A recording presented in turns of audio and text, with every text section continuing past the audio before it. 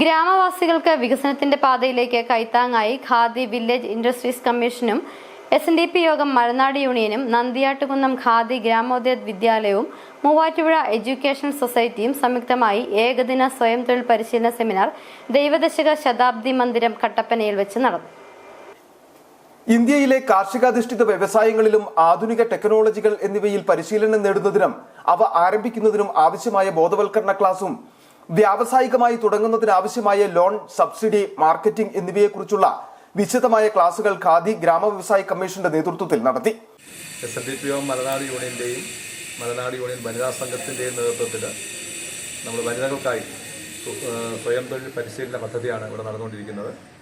അതിനകത്ത് fashion designing course, beautician course, തേനീച്ച വളർത്തൽ, വാഴനാരിൽ നിന്നുള്ള ഉൽപ്പന്നങ്ങളുടെ നിർമ്മാണം ഉൾപ്പെടെ ഒരുപാട് പദ്ധതികൾ കേന്ദ്ര ഖാദി ഗ്രാമ വ്യവസായ ബോർഡിന്റെ ആഭിമുഖ്യത്തിൽ ഇവിടെ നടത്താൻ ഉദ്ദേശിക്കുന്നുണ്ട്. കട്ടപ്പന മുനിസിപ്പാലിറ്റി കൗൺസിലർ ജാൻസി ബേബി അധ്യക്ഷത വഹിച്ചു. State director G. ആണ്ടവൻ ഉദ്ഘാടനം ചെയ്തു.